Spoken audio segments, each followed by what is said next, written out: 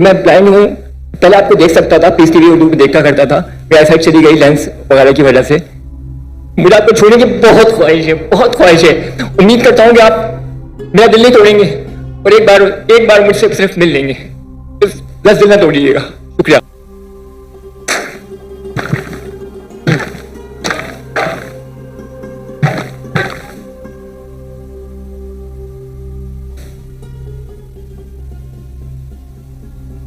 मेरे सामने ये साहब खड़े हुए हैं, अगर ये माइक इनका ओपन कर दिए प्लीज। ये एक सवाल मैं यहां से लूंगा एंड देन फिर मैं पीछे से लूंगा एक सवाल। हेलो, अस्सलाम वालेकुम। ये हैदराबाद से साथी आए हैं, डबल कन्वेंस करके अकेले आए हैं डॉक्टर साहब से सवाल करने के लिए। अस्सलाम वालेकुम वरहमतुल्लाहि वबरकातुहू। डॉक्टर जाकिर नाइक साहब, मैं अकेला आपके लिए ब्लाइंड हूँ और हैदराबाद से मोहब्बत से मिलने के लिए आया हूँ। अगर आपको पाकिस्तान के अंदर अल्लाह ताला से दुआ है कि आपको नेशनलिटी मिले तो आप खुशदिली से कबूल करेंगे।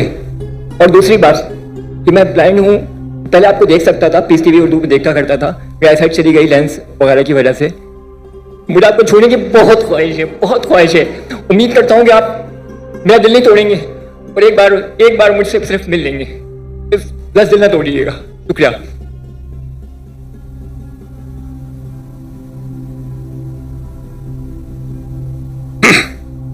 भाई साहब ने कहा कि वो पीस टीवी देखते थे कि जब उनकी रोशनी थी, अभी रोशनी उनकी चली गई और वो मुझसे मोहब्बत करते, मैं भी आपसे मोहब्बत करता हूँ। उसका सवाल था भाई साहब का कि अगर आपको पाकिस्तान की नेशनलिटी मिलेगी तो क्या मैं लूंगा। अल्हम्दुलिल्लाह मुझे 15 मुल्कों की नेशनलिटी का ऑफर आया। नाम नहीं लूंगा, बट जहां तक कि पाकिस्तान का सवाल है, इंशाअल्लाह जिस दिन यहां शरीयत नाफिज होंगी और कुरान और हदीस के ऊपर 100% अमल होगा, इंशाअल्लाह मैं खुदा के मांगूंगा। इंशाअल्लाह। मैं सब आप स्टेज पे आ सकते हैं? जी, ये इनको स्टेज की तरफ लेकर आइए प्लीज।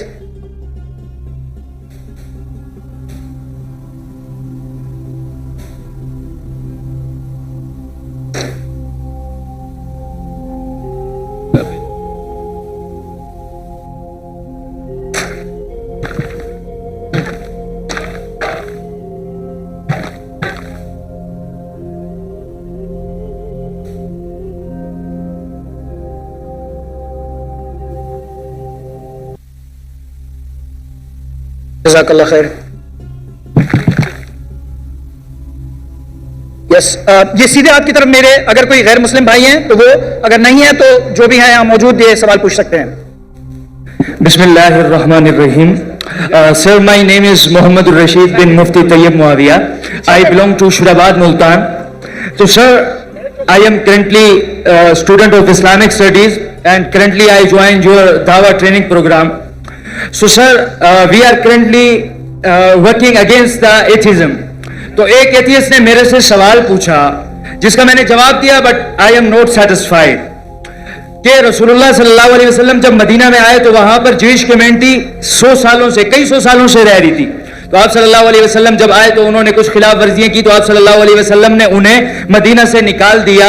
और नाऊज़ु बिल्लाह, मतलब कि आज तक हम मुसलमान वहां पर कायम हैं, उन्हें मदीना से मुल्क बदर, शहर बदर कर दिया गया। और आज जब इसराइल या ज़ोनिस्ट ने हमारे पैलेस्टाइन पर गलत कब्जा किया तो ये कब्जा सही है, क्योंकि कल जब हमने उन्हें निकाला था तो वो आज जब हमें निकाल रहे हैं, तो इसमें मसला क्या है। ये मेरा सवाल नहीं है, मेरे से पूछने वाले एक दोस्त का सवाल है। He is atheist. भाई साहब को एक ऐसे से सवाल पूछा कि मोहम्मद सल्लल्लाहु अलैहि वसल्लम मदीना में आए और यहूद को निकाल दिए और उनका कब्जा कर लिए, तो फिलिस्तीन लोग जिस तरीके से अभी गाजा में घुस गए, सॉरी यहूदी लोग घुस गए और फिलिस्तीन में और गाजा में कब्जा कर रहे, तो ये तो यकसा है। फर्क क्या है इसमें? मोहम्मद सल्लल्लाहु अलैहि वसल्लम किए क्या नहीं किए उसके डिटेल में जाता नहीं हूं, लेकिन मैं ये मानता हूं कि पहले जमाने में जब जंग होती थी, जो भी जीत जाता था वो उसकी लैंड हो जाती थी। सर करंटली अक़वाम मुत्तहिदा भी तो यही कहता जी है। सब अब ना। जवाब सुन लीजिए प्लीज। मेरा जवाब तो सुनेंगे आप। सॉरी मैं क्या बोलने वाला जानते हैं आप? सुनिए मेरा जवाब कभी नहीं सुनिए ना, तो सॉरी जवाब तो कंप्लीट करने दो ना। आप मुझसे बहस कर रहे, सॉरी। यही प्रॉब्लम है। इन्नल्लाह मा साबरीन, अल्लाह उनके साथ है जो सब्र करते हैं।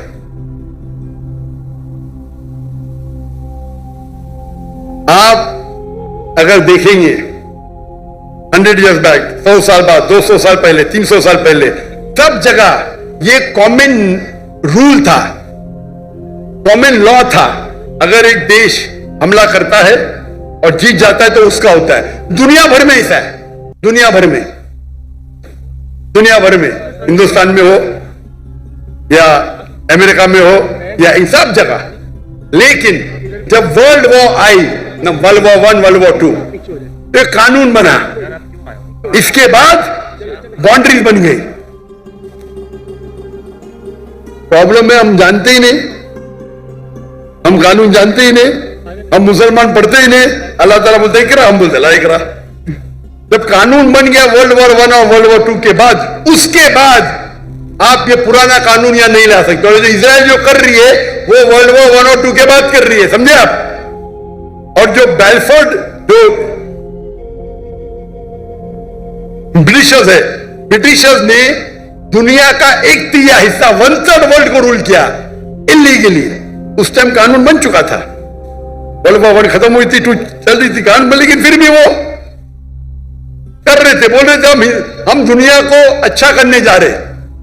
इंडिया में हमारी इंडिया जब एक थी United India, east India company कायम की तिजारत करने के लिए। हमको लूटा, हिंदुस्तान को लूटा, हमारे लोग को हमारे खिलाफ। बाद में जब जाते जाते देश का बंटवारा किया। उस टाइम, उसी टाइम आप देखेंगे पैलेस्टाइन, जो यहूद तो बहुत कम थे, बहुत कम, बहुत कम थे, और उनकी लैंड भी कुछ नहीं, few % की थी। देखेंगे तो मैप, वो जाते जाते उन्हें यहूद को दे दिए। अरे उनके था ही नहीं तो कैसा दे सकते? चोरी किए फिर दे रहे कैसा? उस टाइम भी बहुत कम था, लगता है 11% थे।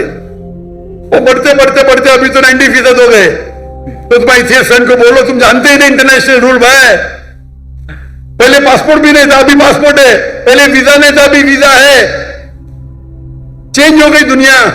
वो दुनिया के कानून को जानते नहीं। अभी जो इजराइल कर रही है, अभी कानून है।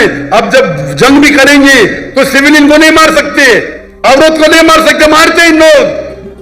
तुम्हारे इथियोपियन को पता ही नहीं, ना खुदा का पता ना कानून का पता है। अफसोस की बात है, आपको भी नहीं पता है। सर जब अब ये साबित हो गया, सुनो, आपने सवाल पूछा, मेरा जवाब भी नहीं कंप्लीट हो, आप बीच में बोल रहे। आपका सवाल खत्म, बाकी लोग को पूछने दो ना। रूल क्या है? एक सवाल। सर वेरी सॉरी, अल्लाह का शुक्र अदा करो, आपने जवाब दे दिया। बाकी लोग का जवाब नहीं दूंगे। Sorry sir. नहीं, आप बोलते तो बाकी लोग। नो सॉरी सर, जज़ाकुमुल्लाह। माशाअल्लाह, अल्हम्दुलिल्लाह। जी हम सर, लास्ट 2 राउंड्स हम